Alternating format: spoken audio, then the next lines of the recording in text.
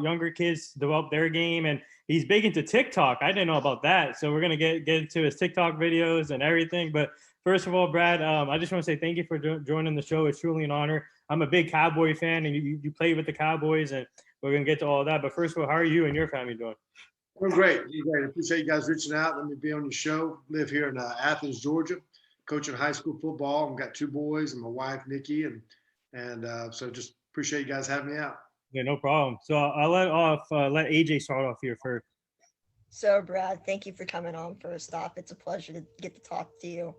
My first question for you is, you're a Super Bowl champion, and does it still feel real? Or are there some days where you still pinch yourself thinking this isn't real? Is it still a dream? Yeah. It's an incredible. I'm 52 now. I played 17 years in the NFL, went to school at Florida State, played for Bobby Bowden, and played for many legends in the pros with Denny Green and Norv Turner and John Gruden and Tony Dungy and Wade Phillips and Jason Garrett, my coaches. But when I look back and, now I'm sitting there watching games on TV and sitting on the couch and, I'm like, I think about when I was a little kid, playing football out in the backyard and shooting baskets with my dad and playing youth football leagues in middle school and high school.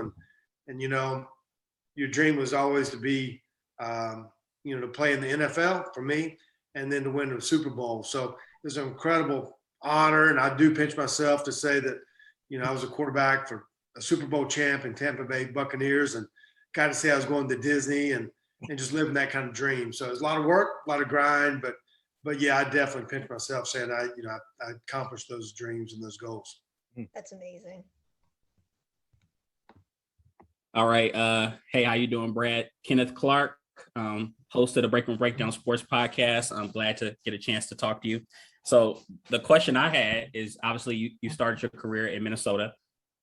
All right. So it's the 96 season. Warren Moon gets hurt week 1. You have to come in and lead them to a win. What's going through your head? Yeah. It's really interesting. Not growing up as a kid, but I thought Warren Moon was one of the best passers of the football ever. In the for 75,000 yards or something like that, Canadian League and NFL career, incredible. And I got to be, when I first went to Minnesota, Rich Gannon was the quarterback, then Jim McMahon. Then now I'm rubbing shoulders with, one of my heroes, and Warren Moon. I got a poster of him in my room and all those kind of things, So it was pretty cool because I'd been in the NFL for a while, but I'd never really had an opportunity to really play. So in 95, I actually went over and played in the World League in London. When I came back in 96, I stayed in the same system, so I didn't have a big learning curve. But what was really pretty cool was it was tough. In the preseason of 96, I had a great preseason. I completed a lot of balls, threw for a lot of yards and those kind of things, but also threw some interceptions. In the last game of the season, I threw 4 interceptions in the preseason game. Wow. One was a Hail Mary, 2 were in the red zone. It was just kind of a crazy deal. But I actually went like 20 for 25. I had these 4 crazy plays. So I thought they were going to cut me the next day. And so that next week, we played the first game of the season. Warren Moon got hurt. And when he got hurt, you could hear a pin drop. 1, he was hurt. 2, they're going to have to play me. But I came in that game and so made a play real quick early in the game. I fumbled the ball, picked it up, ran for a scramble, and had a 20-yard gain. Then all of a sudden, the game would come from behind in the fourth quarter, throw my very first touchdown pass, which was called change right, base right, 086 F flat, caught Chris Carter on a post and threw the game-winning touchdown. Then the next week was the NFL Player of the Week. So I went from thinking I was going to get cut to becoming a starter myself. And that year I led the NFL in red zone efficiency. So that last preseason game was actually a blessing in disguise. And Denny made it, he said, Brad, I'm not going to cut somebody out for just a couple weird plays. So I was thankful for that opportunity. It's pretty awesome. Wow. It's great. Yeah, that's amazing. So I want to ask you, what was the experience like playing in Florida State? And because Florida State, man, what a great program to play college football and all the sports. And what was it like playing at Florida State? And your draft experience, you got drafted in 1992, round 9, pick 227, by the Minnesota Vikings. So take us through that experience too. Yeah, going to Florida State, the Florida State was a top 20 team when I went there. Had a great coach in Bobby Bowden. At the time, he had probably 170 wins, ended up retiring with 377 wins. So he had a great vision on coaches. Coaches weren't coming and going. He wasn't firing people. Had great people in position. Later on became head coaches, and Chuck Amato, and Mark Richt, and Brad Scott. And we had great players, the Deion Sanders, the Leroy Butlers, the list goes on. And that was the beginning of a 14-year run where we finished in the top 4 every year. And Coach Bowden ended up winning 2 national championships, but the practices were sometimes harder than the games, the competition-wise, you know. There's so many guys end up being pro players. So thankful for my opportunity at Florida State. I didn't play as much as I wanted to because of different things and things that happened to me throughout my career, but I was blessing in disguise, and I loved it being at Florida State and still call that my school and my coaches and all that. And then the draft process, I didn't play much. I only started like 6 games in college. And I got invited to the combines in 1992. Felt like I was the best one there, but didn't have the college. I didn't have playing experience. So I was a little behind on field time, but I was given the opportunity. The guy that drafted me was a guy named Jack Burns. He actually recruited me in high school from University of Louisville, and had just kept up with my career, knew all about me, and took a chance on me in the 9th round, 227th pick. So pretty awesome looking back. My next question for you is, you had a rough start in the NFL, and you overcome the rough starts you had. Now, what would you give advice to somebody that what is like how you started? Like, what advice would you give to them to keep on going and keep their head up? Yeah, I think you got to, write your goals down, number one. And I think you got to have a passion for whatever you do. Whatever you do. If you want to be a teacher, be a great teacher. Be a coach, be a great coach. Have a passion for it. Whether you're doing podcasts, have a passion for how can I become the best I can become. And embrace when things, there's going to be negativity, there's going to be adversity, and embrace those moments, because those moments, it's like building your house. Yeah.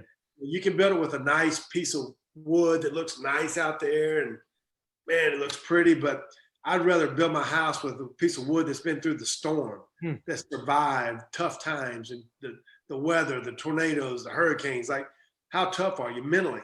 And so with all that being said, you may have some detours along the way, but your passion, your dreams, you won't be stopped, and eventually there'll be an end, but don't have regrets when it's all said and done. Don't have regrets that you didn't do your best to achieve what you wanted to do. So that was for me. I went through injuries, went through some tough times, but my passion was going to outlast anything of any kind of negativity. My follow-up question is, what do you regret from your playing career that you did not do? Yeah, one of my biggest regrets is I wish I'd had my favorite player on each team. Who's my favorite player? And by saying that, really enjoying the talents and success of those around me. Had a lot of coaches that were assistant coaches that later went on to become head coaches and win Super Bowls. Had a lot of players that I was with that went on to become great legends of the game, and then some of them are Hall of Famers now. But I think I was always into the moment of skills and drills and win the day and compete today. And sometimes I wish I had taken a breath and just really enjoyed the talents and successes and celebrated those around me probably a little bit more, but I don't have any regrets as far as the way I worked, the way I approached the game, and trying to accomplish the things that we did.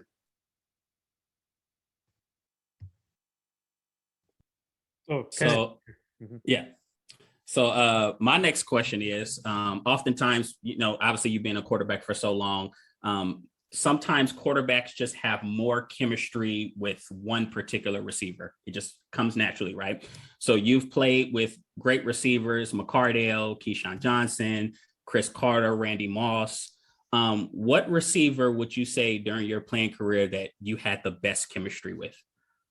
Yeah, the one that was open. That was the one. I had great receivers, I mean, some of these guys that went on to make Hall of Fame, and some of them were great Pro Bowl players, and some of them were just great teammates, I would say I can't really just say one. That would be unfair. Uh-huh. Fair to them.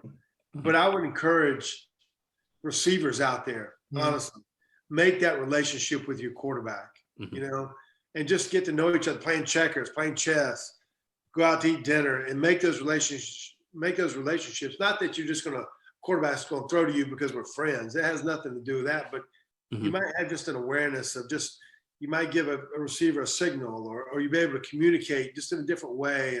But I think that you make those bonds and that chemistry by hard work on the field. So that's what has to be done in practice, and it carries over the game, and you build up that trust and one of those things. So, but whoever was open was my best friend. I like that answer. That's a good answer. But so I want to ask you. Obviously, you play with great players in Minnesota, like Rich Gannon, and you had John Randall. You had a lot of great teammates in Minnesota. But I want to get to the Super Bowl run in Tampa Bay, because you had a loaded roster there. You had John Lynch, Warren Dunn, Sean King, Derek Brooks, Martin Gramatica, which we had on the show last year. It was an honor talking to Martin. And we had Warren Snap. So take me back to that Super Bowl run with the Buccaneers team, and what was a key message that coach gave you guys?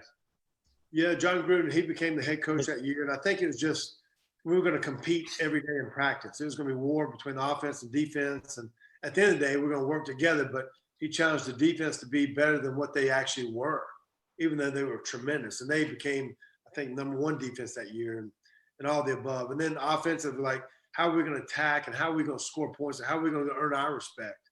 So he brought in a bunch of free agents. He brought in Ken Dilger and Ricky Dudley, a tight end, and Joe Jaravicius and Keenan McCardell and Roman Ullman and Kerry Jenkins and Michael Pittman. So we brought in a load of talent also, but he got the most out of us. He made us believe, not just that, how good we can be today, but how good can we be when it's all said and done? Are we good enough to win it all? And it's going to take more than you got. It's going to take guys playing through pain and injuries and believing in each other. So we went 12-4 that year. We lost a game in Philadelphia. They beat us. I think they beat us 20-10, but it felt like it was 45-0. But the work ethic didn't stop. And we said, if we're going to win the Super Bowl, we're going to have to go back through Philly and win it on the road, win it on the cold. And that's what we did. But he kept grinding us and kept getting us better for when the bigger moments were going to come. I like your background, by the way. Yeah. It's a big flag. It was actually out of San Diego. Someone got it for me, Yeah. So real quick, just a follow up, because you mentioned you played in London. So would you say that experience helped you become a better football player and when you came back to the NFL? Yeah, I played in the World League. So some guys that have had success with it. Kurt Warner went through it. John Kidna went through it. Jay Feely went through it. And there's been a bunch of others, but I can't say it's the recipe for success. It's different for everybody. It also can ruin your career. If you don't go over there and play well, you're not in the system, you don't know, you're not really comfortable with the play caller, so it's a gamble. And I gambled on me because at that time I didn't play much in college. I hadn't played my first couple years in the pros. I needed a chance to go make plays, a chance to go make mistakes, learn from those mistakes. I already knew the system in Minnesota, so it wasn't like I had to go from team, go learn a World League team, then come back to someplace. I'd already knew that system for 3 years, so I was fortunate from that standpoint. But, I think to be a leader of the team and go through a 10-game experience is one of the best choices I ever made. So my next question for you, Brad, is when you look at how your son is following your footsteps, like, what do you think he can get to in his career that can be better than yours possibly? Like, what are your thoughts on his career so far? Yeah, I have two boys. My wife, Nikki, and I have two boys. One's a tight end. He's a senior this year. He's committed to go to LSU next year. Okay. And then my oldest son, Max, he's a quarterback. He'll be in his second year at LSU now. I've coached him pretty much out of the womb. So coaching both different positions is completely different. But with Max, he wears number 14. He's a lefty instead of a righty. Taught him from how to play from underneath center when he was 6 and 7, 8 years old, how to do a 3 and 5 step drop. And now he has a great coaches at LSU. He's fortunate enough to play in 2 games last year as a starter, and they won them, and played some other games too. But He had a big Matt- upset win against Florida. He Yeah, led to that yeah, beat him in the upset swamp, Yeah. came from behind, all that kind of thing. So Max is a tough kid. He loves to play. Kids nowadays they're physically he's 6'5", 220. At that time, I was probably 6'4", 185 pounds. Kids develop faster now with nutrition and weights. Yeah. Playing 707 in middle school and check with me systems already. So, he's got all the potential in the world. He just has to go out there and lead his own team and stay healthy and keep getting better. So excited for him for his dream. And so it's gonna be fun to watch him over time. Yeah, that's awesome. And having your sons play on the same team, that's amazing.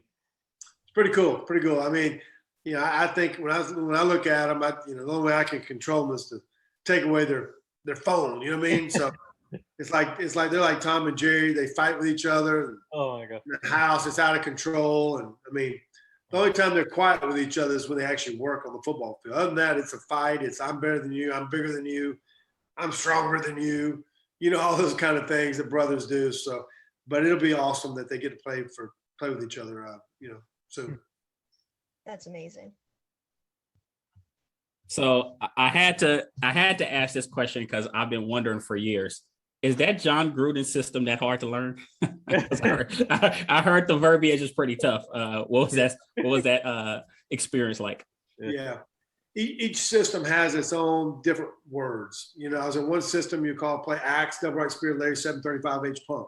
Double cadence on two. Then I has with John Gruden's system, it was U shift to green left west, F short, inspire two, U banana heads up for Wow. 359 smoke. So every word you say it means something. So it's a personnel grouping. Wow. How many receivers or running backs on the field? Is there a shift? Is there a motion? Is there a play? What's the protection? What's the snap count? What's the audible? So a lot goes on with that. And John Gruden, he does use a lot of words and names and funny names and those kind of things. But a lot of coaches do that also. But when Gruden first got the job, the first guy I called was a guy named Rich Gannon, who I'd been with in Minnesota. Yeah. And so Rich was sad when he was leaving because he said, Brad, I hate it for you. I mean, I hate it for me because I'm losing, one of my best friends and unbelievable coach, but I'm excited for you because he's gonna have you programmed on game days like no other. And you're gonna agree upon plays, you're gonna be with him at all times. And but the verbiage is a lot. You have to study, you have to know what he wants from each particular play and kind of grow from that. But it's pretty wild. Wow.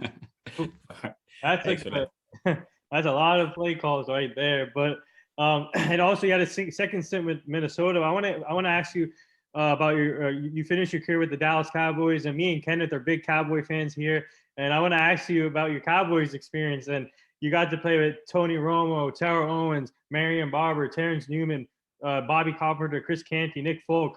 Just take me and DeMarcus Ware, and just take me through the experience playing in Dallas, playing for Jason Garrett, Coach Jason Garrett. Yeah, when I went to Dallas, I think I was 39, 40 years old, somewhere around there. So I was near the end of my career. And so Tony was the starting quarterback. Jason Garrett, I'd been with him before in Tampa. He was one of the quarterbacks with me.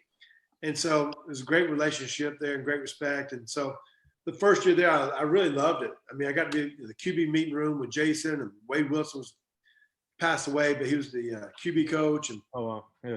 But we had a great connection. They were putting in a new system, a system that I'd been in before. So I felt like I had some impact with the system and Tony's growing process at that time.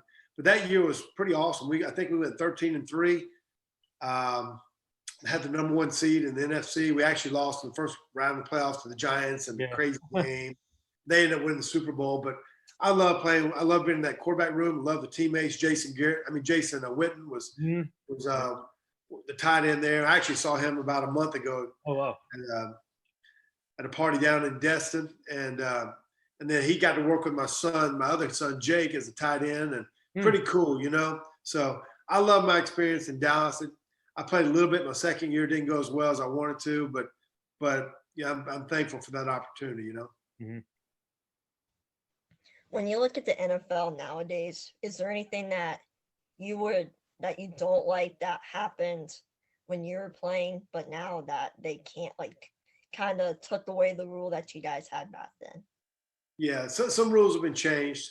They protect the quarterback a lot more than they did when I played. Yeah. So, I mean, I walk kind of funny now with all the hits I took place. Obviously, the receivers, they protect the receivers a little bit more. They don't jam them as much as hold them as much as they did at the line of scrimmage. So systems are better now. When I played, if you threw over 60%, that was a big deal. This past year, I think 4 guys threw over 70%, and only 1 guy in the whole NFL threw below 60% as a starter. So I think quarterbacks have gotten better. The concepts and plays have gotten better. And then protecting the quarterback and the rules have changed a little bit too, and especially with the RPO game going on. So, but it's fun to watch. Guys are extremely talented, and I'm just a fan now. So, but they're throwing for a lot more yards and touchdowns than we ever did as a whole. Do you think that going back to full stadiums right now is going to help a lot of teams, or do you think it will hurt teams? I'm not sure about that. I think it's going to be appreciated even more. I mean, guys went from going to a stadium and there's no cheerleaders, there's no popcorn in the stands, there's a couple of TV cameras up there and no one's in the stands, even your own family members couldn't be there. And so I think players are going to love it, where there's just more stadiums are packed. You're going to feel the game day experience a lot more. And that'll be appreciated by everyone, the fans and the players. So this is something that we don't talk about enough. You played 17 years in the league. What was, and probably 30 years of football total, who knows, right? What was the transition like when it was all said and done? Was it bittersweet? Was it a little difficult at first? Like, talk to us about that. Yeah, when I was done, I'm gonna say this: it was helpful to me. I think I retired at 40 or 41, somewhere in there. I can't remember. 2008. So what helped me retire was my body was done. My knees, I've had multiple surgeries. So at that time I couldn't run anymore. My arms were shot, my shoulders were shot. I mean, I couldn't throw it the way I wanted to throw, couldn't move the way I wanted to throw. So that helped me say I can't play anymore. So, but when I did get done, I was working out all the time, but what am I working out for now? Like, what's my next part of my life going to go? So for about the first 5 or 6 weeks, I was kind of like bored and not depressed, but like, what's my next move? I did not want to get into doing TV work. I didn't want to do that. I didn't want to get into college and professional coaching. I really enjoyed being with my family. I want to be with my family because I've been so busy before. And so I ended up coaching a lot of youth sports. There was one particular year I had 2 football teams I coached, 5 different basketball teams that I coached at youth level, then went on through middle school and high school. I've been coaching high school ball now and help coach a lot of quarterbacks on the side. I don't charge any money. I try to be a volunteer and help others and those kind of things. So I've gotten myself very, very active, to be honest with you. And that's the key, I think, for when guys do get done, whether it's in the military or when you actually just retire for whatever it is. You got to stay involved, stay active some way. And for me, it was coaching others and those kind of things. Well, go ahead. Go ahead, AJ. Oh, okay. Well, now I was going to say that I'm prior military myself. So, even me getting out was a transition. But I will ask you this. Do you feel like, when speaking of the NFL, do you feel like there's a better foundation in place now to support these retired guys as opposed to years past? I think the health benefits they've done a poor job on. Okay. I'll be honest with you. So they do help you with insurance for 4 or 5 years, and then you're kind of on your own. There are a lot of players, and here's the deal. Realistically, a lot of guys go bankrupt after their careers are over. A lot of guys go through divorce after their careers over. So those things are real. Yeah. Depression is real. And so mental health issues, those are real things. So I think the NFL has done a better job as far as trying to make connections for guys and keeping guys active in the communities or whatever it may be. But it's like any job. When you're done, you're done. Yeah. And so that's what you sign up for when you play in the NFL.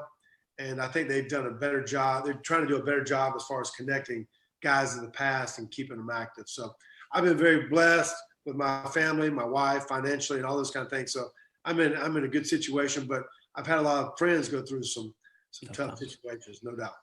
Yeah, By the most way, definitely. thank you for your guys' service, both of you, Kenneth and Brad too. So Yeah, no, most definitely. yeah. Thank you. So I was gonna ask you, Brad. Well, it's kind of like a two-part question. What's your favorite moment so far of high school coaching, and who's the best player you think you've coached? Wow. A cool moment for me, honestly, was my younger son, Jake. Mhm. Okay. He broke his foot, had a major foot injury Wow. his freshman year. And so he didn't get to play at all. Hmm. And we didn't know if he'd ever be able to run again, ever be able to play again. And now he's turned into an All-American, and he's going to LSU next year and all those kind of things. But when he's a freshman, he was out. And my oldest son didn't have so he came back. We were in the playoff game, and we lost 7 or 8 receivers that particular year. So my son Max had a tough year just completing balls because we weren't playing with the kind of starters and kind of guys that could get open and make those kind of plays. So Jake came back. The very first play up his very first catch was in a playoff game, caught a fade for a touchdown. And so we went from never thinking he might ever play again or run again to his first catch being a touchdown. And so it's pretty awesome to see the two brothers connect on a touchdown pass and hug each other. And it's pretty awesome for us as a family because of the stuff we've been through. But the last 2 years went to state championship, lost both years in crazy games. But regardless of all the wins and losses or whatever it may be, I think just the ability for me as a coach, just seeing kids develop from a freshman all the way through their high school years, and some of them have been able to go on and play in college now. Yeah, so I want to ask you, Brad. So obviously, after finishing your career and still being involved in the game as a coach, helping these young players develop their game, I've seen videos on your Instagram helping them out. So what's it like sharing your story with them and helping them out succeeding in their lives? So what's it like being a coach now? Anything that they're going through, I've done it multiple times. Yeah. From winning games to throwing touchdown passes to throwing interceptions to losing to being benched to injuries. You see every motion. So I think the key for me as a coach is to get the most out of a kid, make that kid feel like someone believes in him and gives him a chance to be the best he can become, whether he's a chance to start or whether it's a chance to be all conference or whether it's a chance to go on and play Division I sports. So I think being consistent as a coach and just giving that belief that I'll be there every day for them, whether it's a good day or whether it's a tough day, and give them that support. Okay, so my next question for you is, what are some of the things that you like to do while you're being retired, and like what have you gotten into? Like, have you ever thought you wanted to do this before your career started, but now you're actually trying to do it? I've been pretty much doing what I want to do. So I stay active in the community. I got a couple golf tournaments that I do for charity and those kind of things I've hosted for a long time. I do a lot of speaking on the side, just kind of giving maybe motivational speeches or whatever it may be, speaking at different banquets. I think coaching was always a passion of mine to give back to kids. We have a high school team, but I also try to do a lot of one-on-one with kids. Right. I never try to have more than one kid when I work with them because I feel like my attention gets spread out and I want to give every kid the most my best for him. So that's kind of what I do there. I play a lot of basketball. I used to play a lot of basketball. I do a lot of shooting now. Play a lot of golf. Those kind of things. I'm sure we'll talk about. Made a lot of videos with TikTok. Yep. Those kind of things, and so that kind of keeps me busy too. So I'm really kind of new to social media. I can hit a button twice and resend something like, what did I do there? So, but I think everyone's kind of enjoyed some things I've done on TikTok with some trick shots and kind of let people know who I am. So Kenneth, your turn. Yeah. So you've played with great coach. You've played under great coaches. So you were with Dennis Green in Minnesota, who was a damn good coach. Then you go from Tony Dungy to John Gruden. North Turner in Washington. Then Tony. Oh, North Turner. Oh, yeah, right. Okay, North Turner in Washington. How would you say their coaching styles differ? Let's keep it simple. If you were to use one word to describe all these coaches, Dennis Green, North Turner, Tony Dungy, John Gruden, how would you describe them? They're all different personalities. Uh-huh. I mean, they really are. You know what I mean?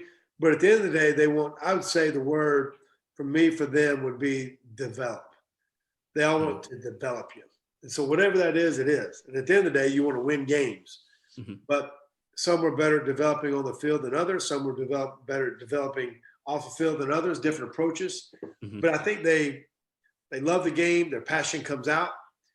And they want to see you grow as a player, grow as an individual.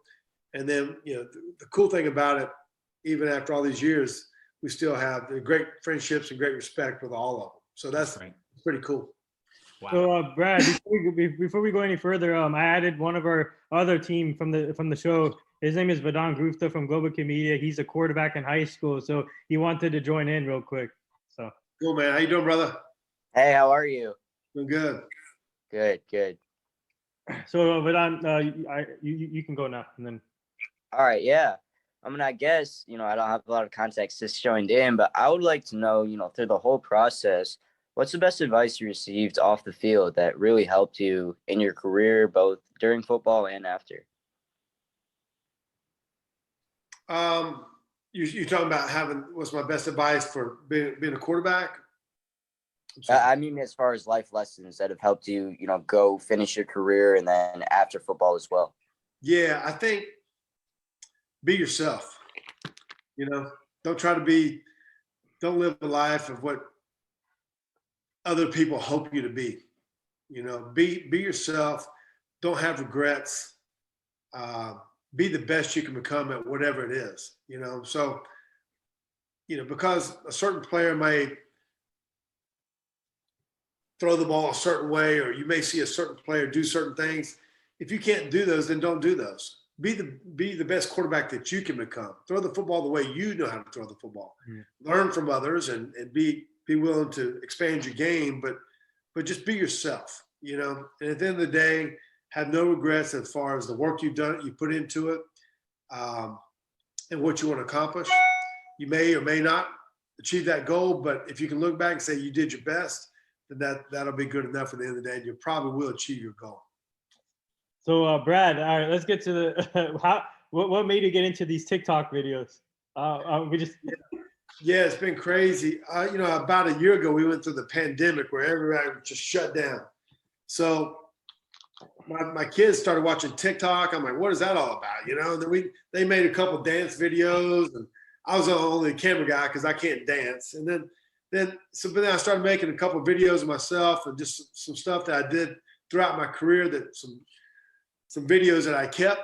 And so I said, that's pretty cool. And I started doing it. And then all of a sudden, I started doing all these trick shots, whether throwing doinks at goalposts or shooting these. I try to do trick shots like in sequence, make 3, 4, 5 shots in a row and never edit, never splice. It's got to be in a row. So I can do it sometimes in 5 minutes. And sometimes it might take 3 days. So what I care about is that I can do it. Yeah. You know what I mean? Don't give up. I mean, whether you get, I don't know how likes or views on how that works. I really just like to share some of the stuff that I'm able to do. When I make a shot, I get really, really excited about it. I'll be honest with you. So, and it's a lot of these videos now.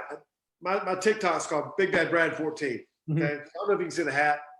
So usually I'll make some crazy shot and I'll flash the hat on you and pump my fist. And so that's kind of what we're doing here.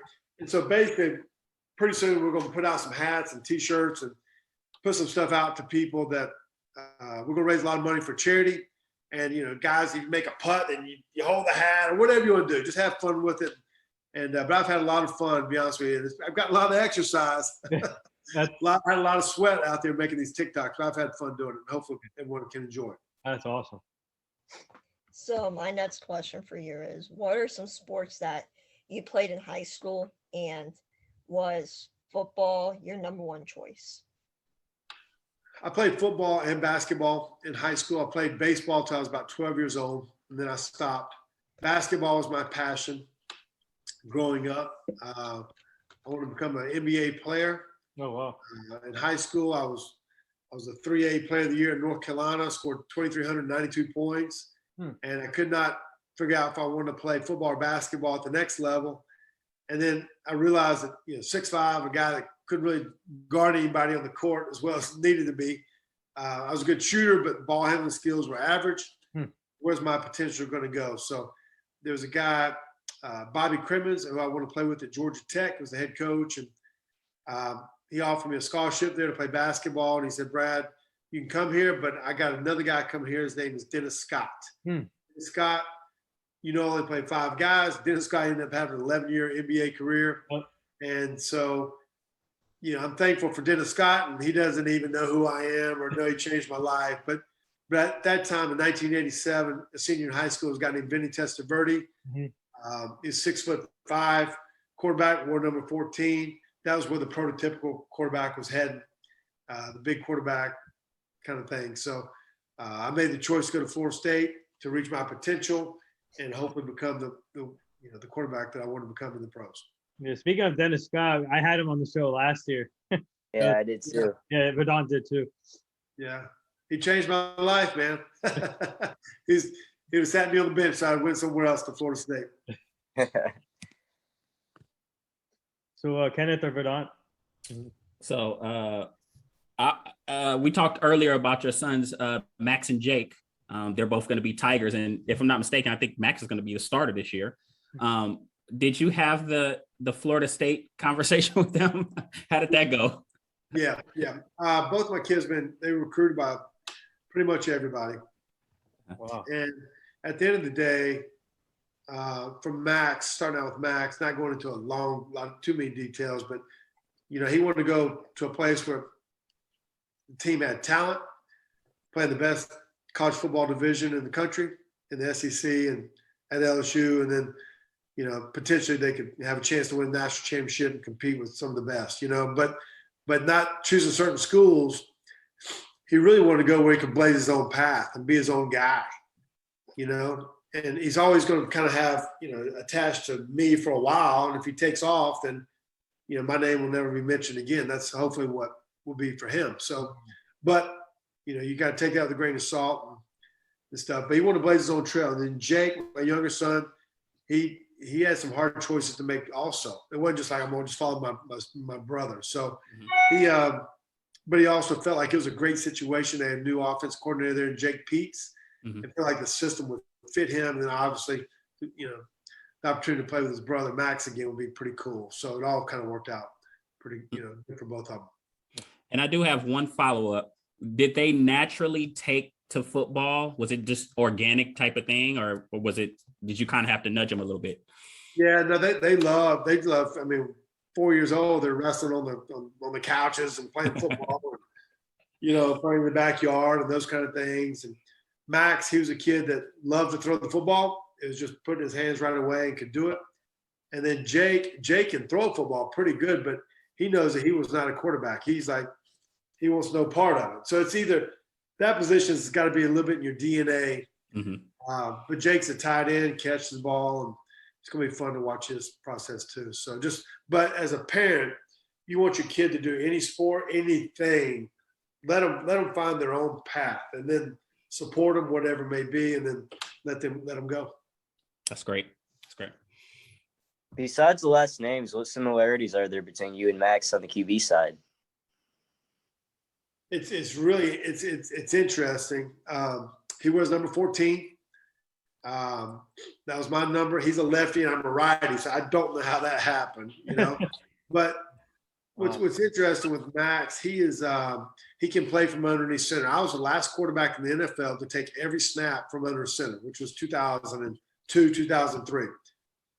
We took every snap. Then the game's kind of grown into playing from shotgun now.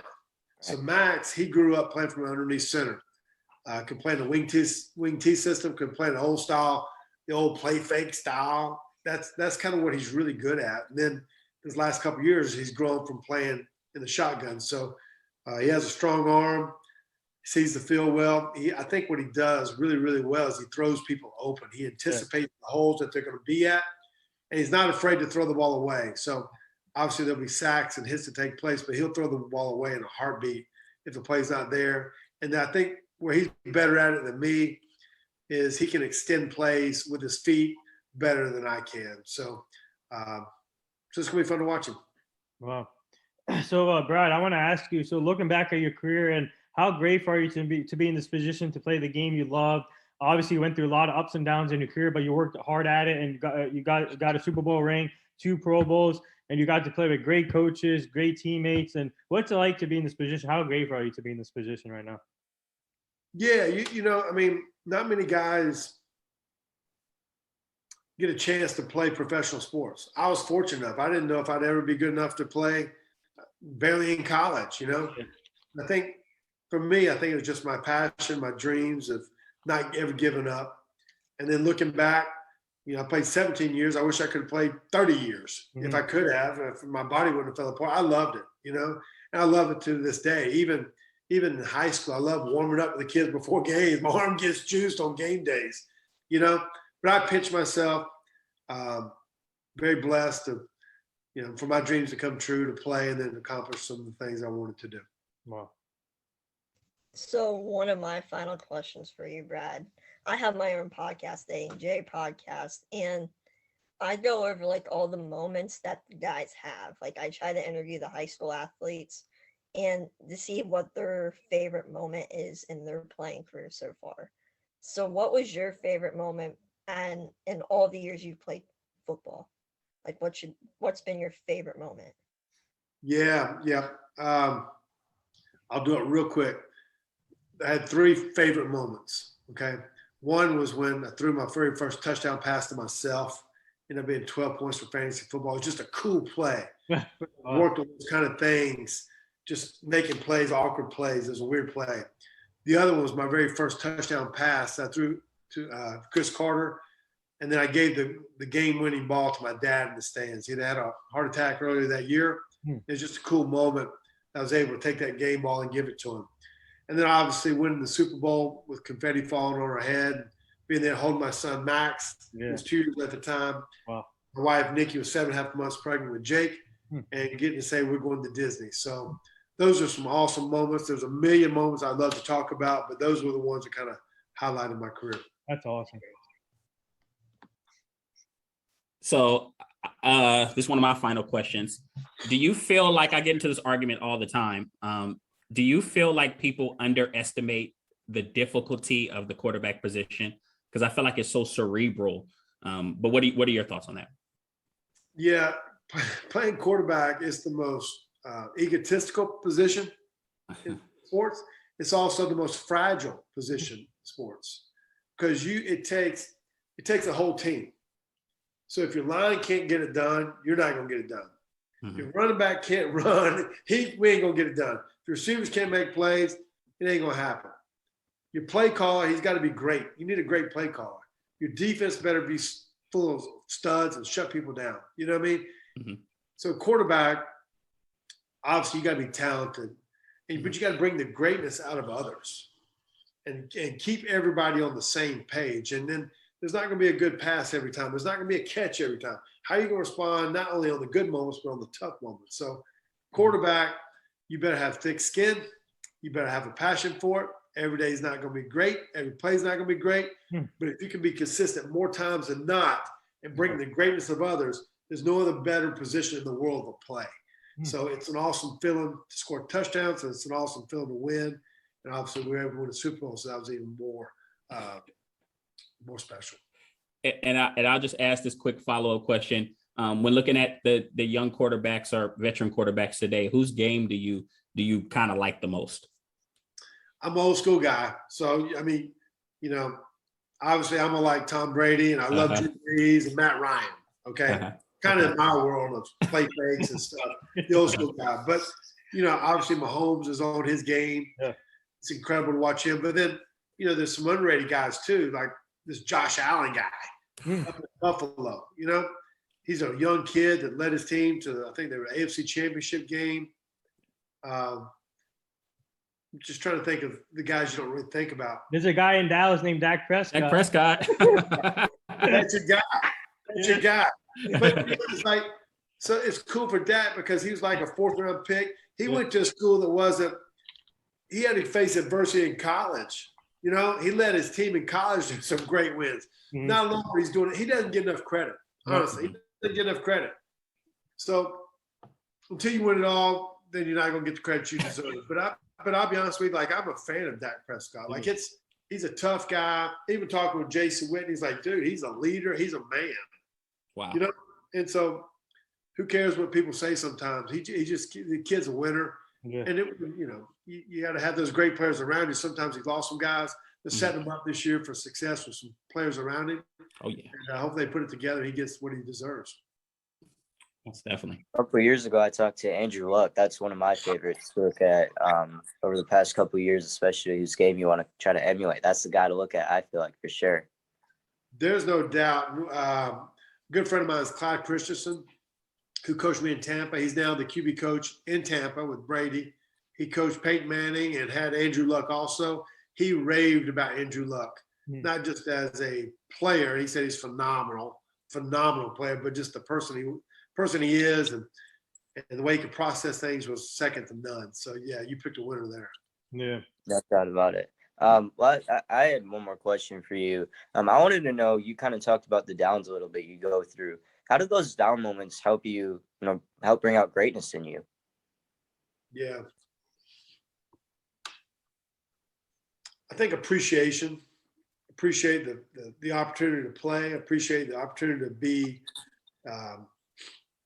to lead a team, to win. Anything you're going to do worthwhile is not going to be easy. Right. It's not going to be easy. And I think you have to find, so it's a great question you asked. So I found myself playing for this. It's called 2 seconds. 2 seconds. So the 2 seconds are calling the play in the huddle. Axe, double right spear, Larry, 735 H pump, double cadence on 2. Let's go. Right? Then taking the snap. And then dropping back and making a great play fake. It takes 2 seconds. And then looking the linebacker off and threading that dig route. That's a great feeling. And then giving somebody a high five takes 2 seconds. And then scoring a touchdown and giving somebody a high five. But it's the feeling of why you play the game. So the downs of injuries, the downs of an incompletion, the downs of losing a game, okay, move on. Why do you play the game? And so the feeling of it, that's what keeps you going. I think that'll bring out your greatness. What do you enjoy about the game? If I play golf and if I'm worried about my score and the ball goes in the woods, like, how am I going to react? I can't just, the game's over. Like, I'm going to knock it out. I'm going to make a next shot. I'm going to hit a 15-foot putt for a par and I've saved the day. Like, how are you going to survive? So those are the moments I think you got to strive for. Wow. Yeah, so I don't know how much time you have left, but we do this fun little segment on the show now. It's called the rapid fire segment. Like, for example, favorite food, favorite music. So I don't do you have time for a quick little rapid fire segment? Sure, we'll try it out. All right. Yeah, it goes. So we're going to go around. So AJ, you start off first. Oh, I can't hear you. You're on mute. My bad. What's your favorite place to eat down in Athens? I like a place called Marker 7. It's kind of like I love scallops and shrimp and all that kind of stuff. It's got all the kind of food I like. Wow. And Favorite car, or what car do you drive? I drive a Ford. I drive a pickup Ford 150. 150. What's the best stadium in the world, in your opinion? That's what? What's the best stadium? I think Green Bay Stadium, Lambeau Field is pretty awesome place to play. The history of it. all right. Where do you keep your Super Bowl rings? I mean, your Super Bowl ring. Sorry. We do have a safe in the house, so I leave it there. Okay. Favorite team to play against?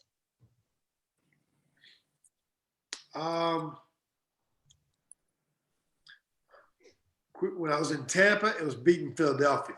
Wow. When I was in Washington, it was beating New York. Mhm. When I was in Minnesota, it was beating Green Bay.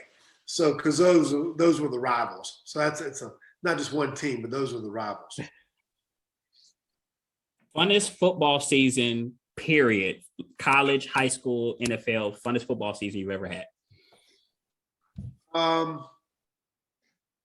Obviously, the Super Bowl year was pretty cool. Pretty cool moment. You know what I mean? It was a grind, but that was probably a pretty cool year. Who's the funniest teammate you've ever had a chance to be, in the locker room with? Funniest teammate? Yeah. A guy named John Randall. Johnny Motor Randall. He just ran his mouth all the time and funny. Still to this day, if you ran into him in the mall, it'd be the same guy. He was hilarious on the field, off the field. So Johnny Motor Randall. Do you think the Buccaneers will repeat this year? Got a great chance of it. Got the same quarterback that's been there 10 times. We got a great team coming back. So it's going. They got the opportunity. They can pull it off. Most slept on player that we should be watching in the game of NFL today. Wow. Let's keep watching Dak Prescott. Yeah. Let's see if he gets the reward that he needs to. Yes.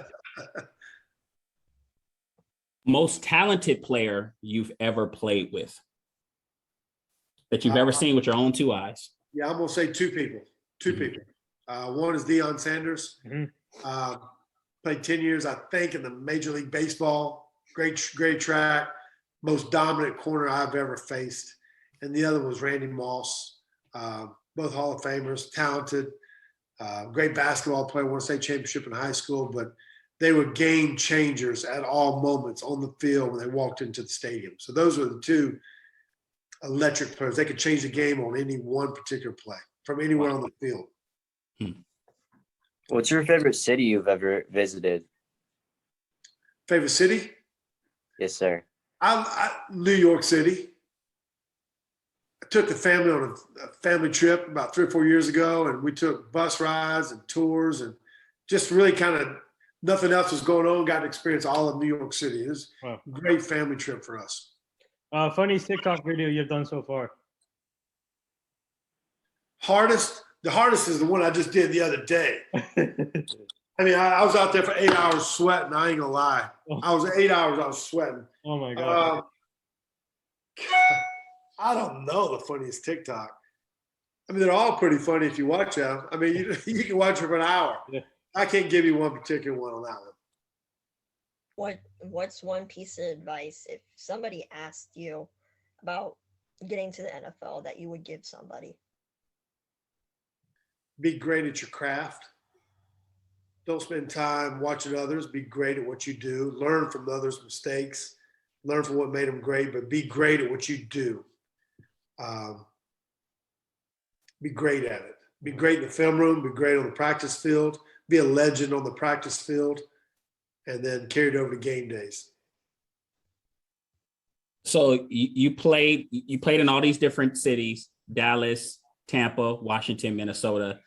What city would you say like your family loved the most to live in? You know what? I spent 9 years in Minnesota. Loved it. Loved it. Okay. And so it got cold. But a place I could have lived, really, honestly, would have been Dallas. Yeah. We lived in Colleyville.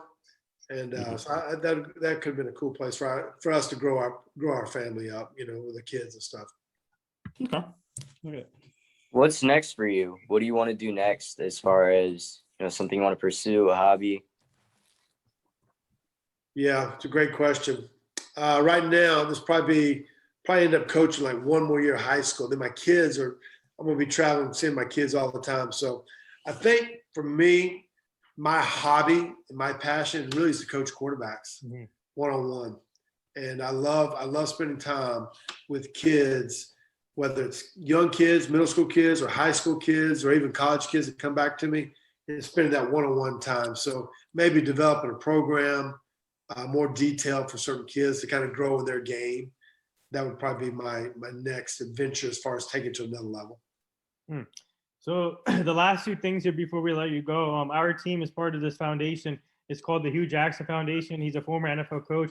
He's now the offensive coordinator at Tennessee State with Eddie George, and we're trying to help him prevent human trafficking, making sure the community stays safe, the kids stay safe. So I'll send you the foundation so you and your family can check it out. Awesome. I appreciate that. Thank you. Yep. And the last thing here, would you like to say anything to all the nurses, doctors, and essential workers right now?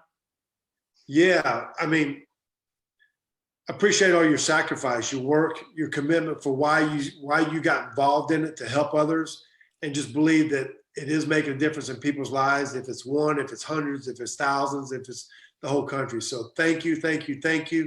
And we don't make it without you. So I appreciate your service and your sacrifice. Yeah, well said. And there it is. That wraps up episode 860 with former NFL quarterback Brad Johnson, Super Bowl champ, two-time Pro Bowl. Now he coaches young kids in quarterbacking. But I just want to say, Brad, thank you for joining us today. It was truly an honor.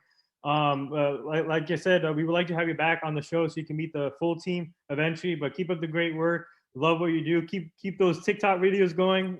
But you and your family stay safe. Very good. I appreciate it, guys. Thank you. Good luck over there, quarterback. Appreciate it, man. Good luck. For your time. Thank you. All right. Have a great one, Brad. See you guys. Thank y'all.